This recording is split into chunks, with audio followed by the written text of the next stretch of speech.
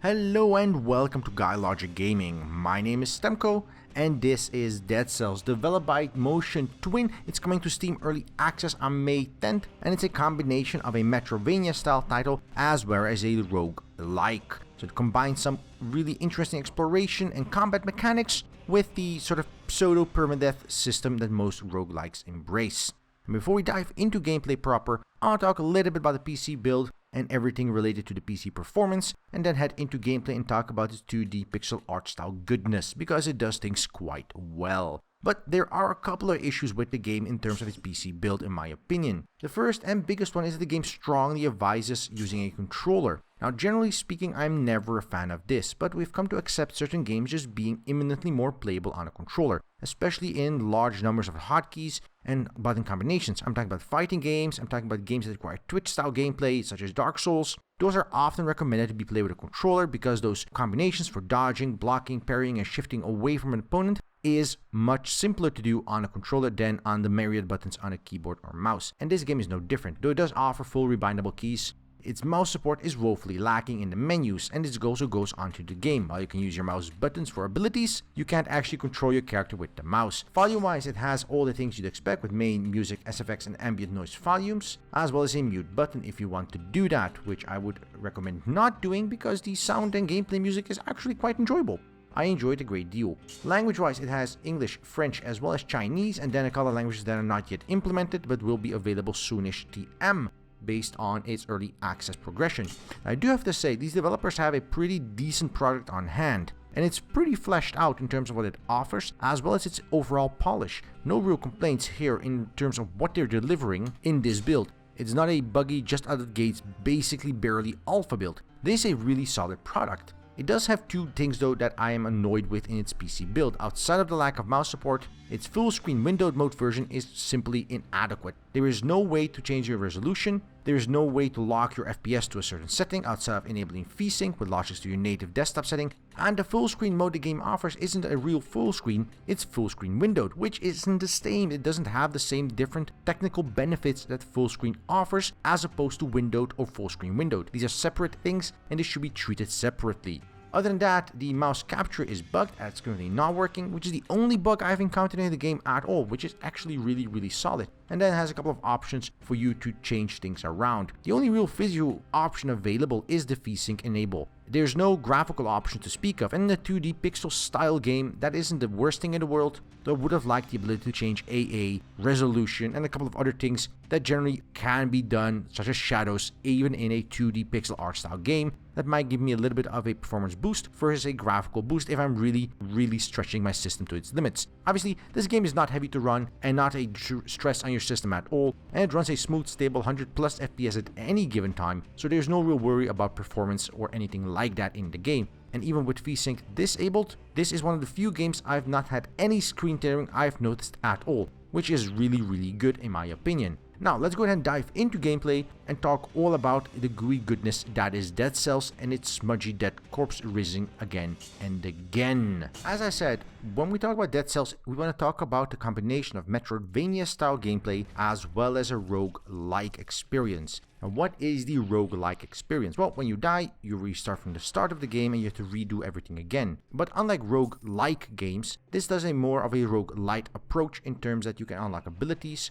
upgrade weapons, and a variety of other things such as the ability to access different areas once you defeat a boss, and that you keep permanently regardless of how you've unlocked that ability. So it combines the continuous progression of getting items, re-killing bosses, retreading the same levels, but it also sort of lets you keep a little bit of a progression you've built up during gameplay so you don't feel like it was a complete waste. I am generally a pretty big fan of this roguelite variant on gameplay because on one end, I enjoy the challenge of being careful that I don't die. I enjoy the challenge of being careful that I progress further and further with every time I learn more about the game. Also, I just don't have the time to invest in many hours for progression that disappears. So I like this middle of the road fashion they've taken, and many games have taken, in combining a pseudo permanent progression in the game and allowing players to progress while still keeping that permadeath edge for the game.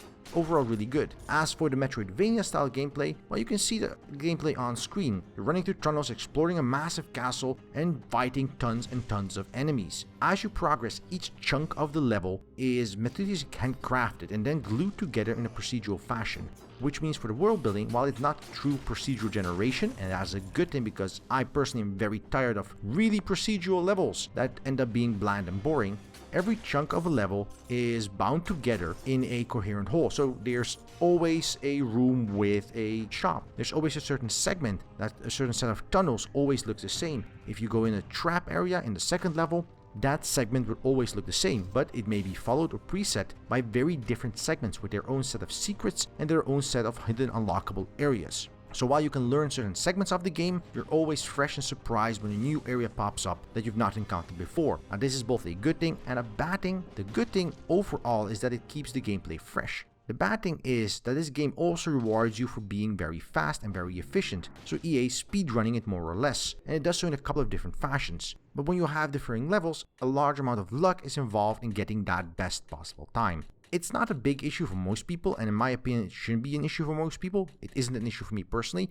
but it is an issue for those who want to speedrun a title like this that developers have definitely tried to accommodate, at least to some degree. Now, as you could just see in the video, I went by a certain shop between entering the sewer level. Now this shop is the main progression hub, where after you kill an enemy and you pick up these bluish blobs, which are the dead cells, you go to that shop and use those to purchase new items and new upgrades. These are permanent upgrades. So when you unlock something in that shop, that is permanently unlocked. This might be nothing more than an upgrade to a weapon you could find in the world. This could be keeping more gold when you die, like I've already done. It's a variety of different items and abilities you can unlock in that shop. The way you get new items to unlock is through gameplay, finding secrets, killing bosses, killing enemies, and getting drops for various recipes that you can then use using the dead cells to unlock. Now you only get about 10 to 15 dead cells per level, so that means you have to rerun various levels over and over again or progress to the end of the game to get enough dead cells to unlock all these various upgrades and abilities. And the game does a phenomenally good job of rewarding you every time you complete the level by giving you the shop, giving you a chance to recharge your health pool before turning into the next challenge, and then if you die, at least you've not died in vain. Obviously if you die in the first level, that's a little bit salty, but that's generally the first 2 or 3 minutes of gameplay. It's not the end of the world. When you're in level 4 or 5 and you already invested 50, 60, 70 dead cells to the vendor, you don't lose those. That's also very enjoyable. So let's talk a little bit about combat and level design then, because that is going to be the meat of this game in every regard. While combat in this game is very Dark Souls-esque light, it's very reactive based, it's very driven around enemies having patterns, it's very driven around enemies having specific skill sets and specific weaknesses that you have to target and fight against. And combining different enemies at any given time is going to make your life a living hell unless you're paying attention and know what you're doing. And this could mean poison enemies with a bleed attack, it could be poisoning with a poison attack, it could be dodging away with a roll you have, it could be using a ability on them such as a shield charge, or any other way or fashion you might have available based on the available weapons. As for map design, in general, the map is a bunch of corridors, whether or not they're indoor or out of doors, that interconnect in a variety of different segments, going both vertical and diagonal over the screen. And each segment is comprised of various different subsets. So you will have a subset that says there's a bunch of traps here and a bunch of enemies. You'll have vertically aligned areas with teleporters, allowing you to traverse into dead areas of the map without having to backtrack a lot, which is an excellent notion. Sure, you could go to a very different direction than the game might want you to go because you found something shiny like shop there, but then the game might say, oh, this level ends here, you have to go all the way back to find a different path to the next level, and it just throws a teleporter down there for you saying, you know, you've already unlocked this area, you've killed the enemies, they don't respawn until you die and redo the level again, so why don't you just use the teleporter, get back up, save yourself a bunch of time from not having to waste a bunch of time just doing the mundane back and forth stuff. It's a bit of good sensible game design where the developers don't force you and punish you into exploring. They want you to explore. They have spent countless hours building this beautiful pixel-like style world, and they want you to see its secrets. They want you to explore every nook and cranny, touch every room for every secret area with every secret challenge.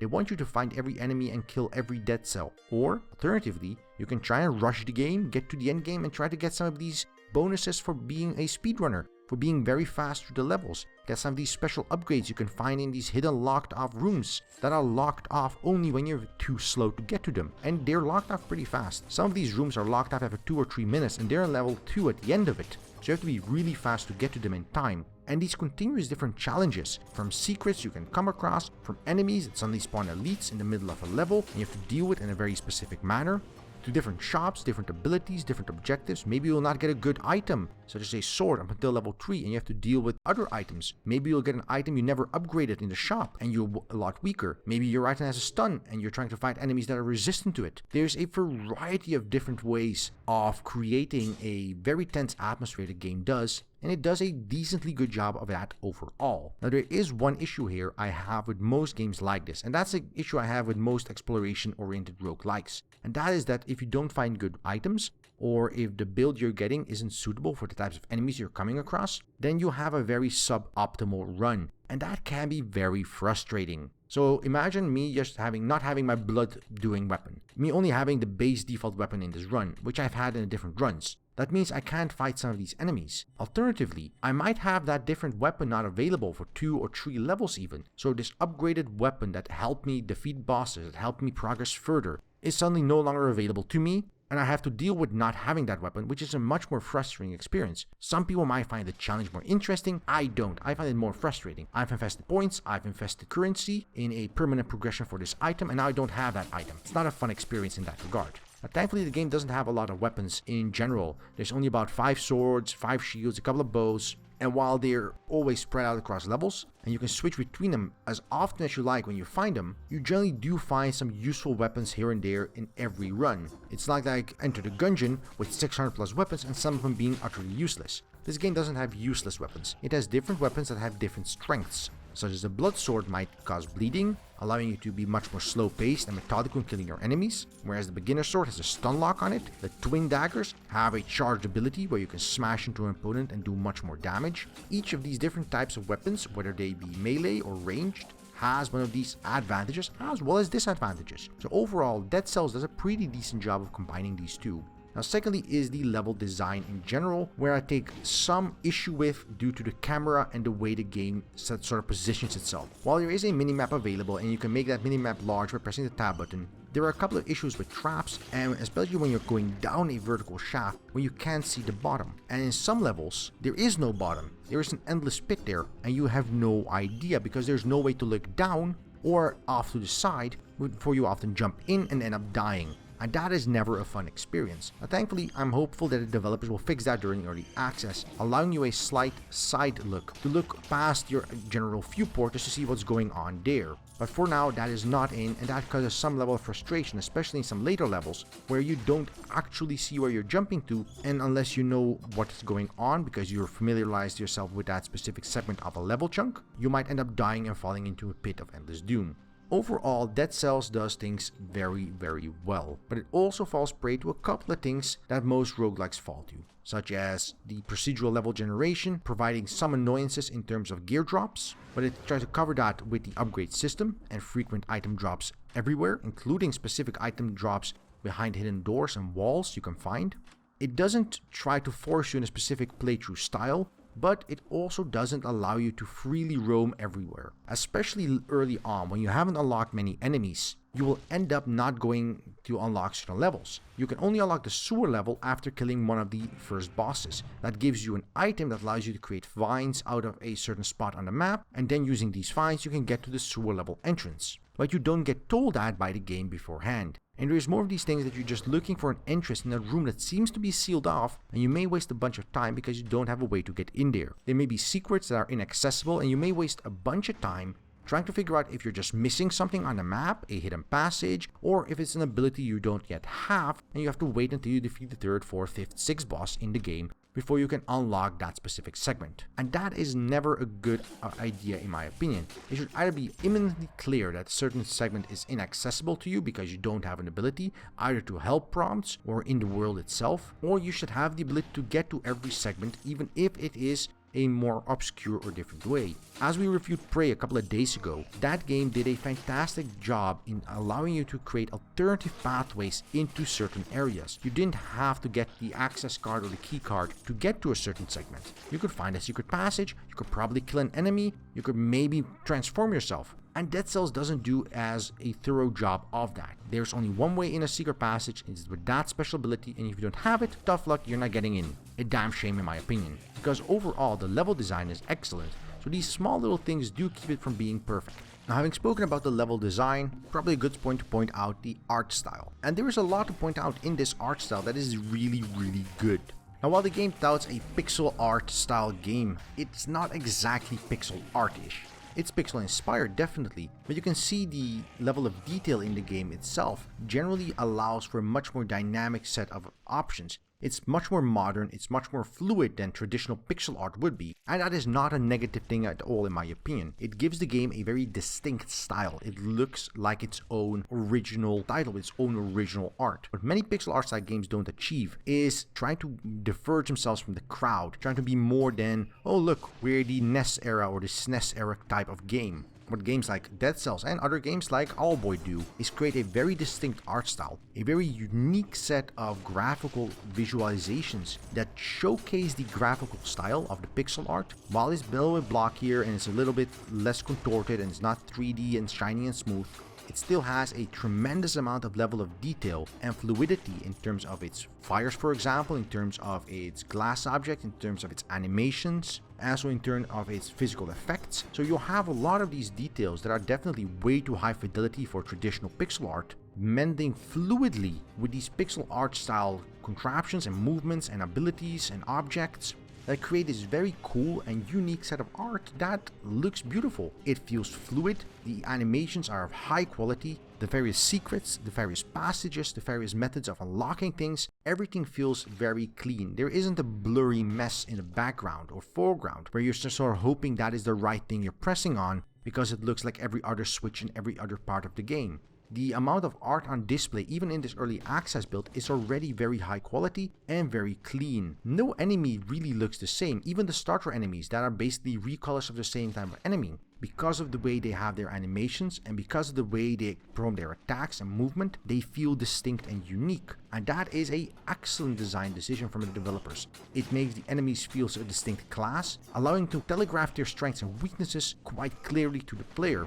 Obviously, on top of that, the entire cohesion of the game is excellent in terms of art, and that also translates to the sound. Dead Cells takes sound as an integral core part of the game. The background music is subdued in equal parts and strong in equal parts where needed, with strong tones where combat is involved, where new enemy types are discovered, where new areas are explored. You feel the sense of urgency, you feel the sense of strength coming through you while you're doing so. And in other areas where you're exploring maybe a tunnel that doesn't have enemies, or you're retreading an area that you've already been to, your music is much calmer and much more subdued, taking away from the entire experience, only insofar as to highlight that it's okay, it's a more calm zone. You don't have to be on your toes all the time. Overall, excellent.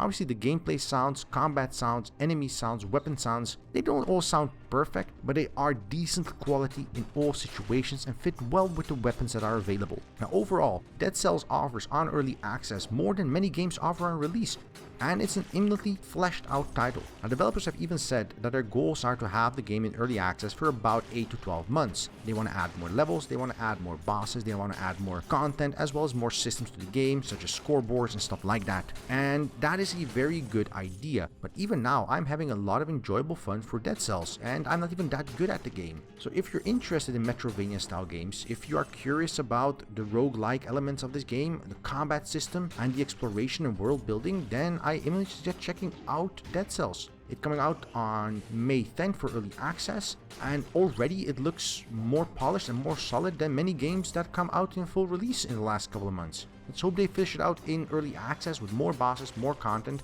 and maybe solve some of those issues with the PC build and gameplay controls I mentioned. If you're interested in Dead Cells, there's a link in the description below. And if you like this video, hit that like button down below. And if you want to see more content like this on the channel, don't forget to subscribe, and also leave us a comment. Tell us what you think about Dead Cells, or tell us what you think about Metroidvania style clones in general. We want to hear back from all of you. So I wish you a good day, and until next time, right here on GuyLogicGaming.